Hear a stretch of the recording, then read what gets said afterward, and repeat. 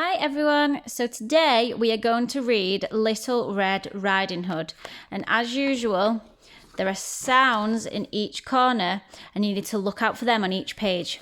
Are we ready? Once upon a time a girl lived on the edge of the Whispering Wood. The girl was called Little Red Riding Hood. One day when she was whisking eggs to make cupcakes, her mother said, "When we have finished, why don't you take these cakes to Granny?" And she said, "What? Through the Whispering Wood?" Do you think she's scared? The girl set off. At first, the Whispering Wood was perfect. Birds chirped as they perched on trees. Flowers, herbs, and ferns twirled around her skirt. Soon, Little Red Riding Hood was thirsty. She stopped for water. And she says, "Phew, walking through the Whispering Wood is thirsty work." Little Red Riding Hood glanced around and saw great big flowers growing by the path. "Granny will love these," she grinned.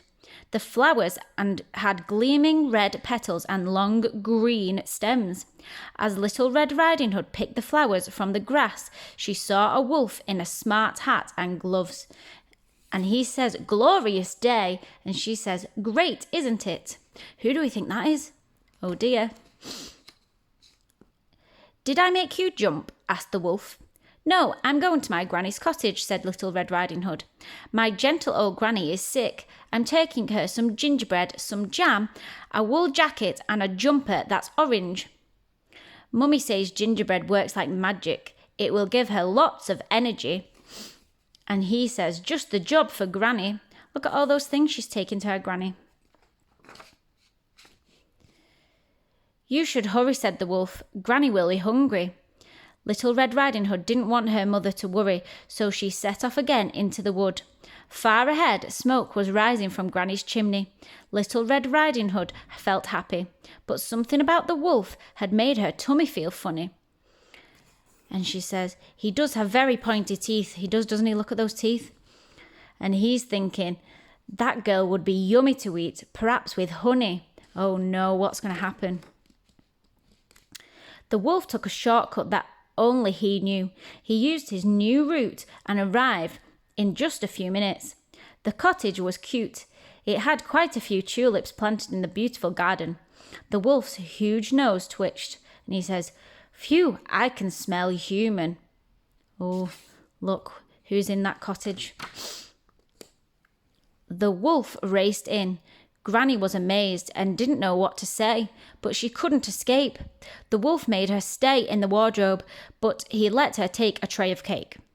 He put on a cape and took Granny's hat and cane. Then the wolf lay in bed and waited. And he says, "What a good day I'm having." And look, Granny's getting into the closet with her cake. Oh dear. When Little Red Riding Hood knocked on the door, she knew something was wrong. She wrapped her fingers around the doorknob and pushed. "I know you're here, Granny, but it's so dark. How can you do your knitting?" asked Little Red Riding Hood. The wolf lifted a knobbly finger as a sign to come closer.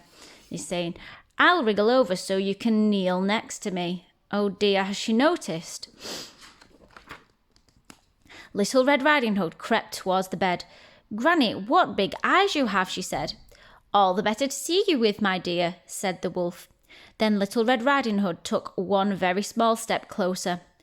"And Granny, what big ears you have," said Little Red Riding Hood. "All the better to hear you with, my dear," said the wolf, hiding his furry head under Granny's hat. And he's thinking, "I'm ready to get her." "Granny, what big teeth you've got," shrieked Little Red Riding Hood. "All the better to eat you with," screeched the wolf, as the fierce creature jumped to his feet. The wolf seemed to leap on Little Red Riding Hood, who went weak at the knees. Oh no, look how scary it is. Just then, a passing woodcutter came rushing into the cottage with an axe. Look at his axe there.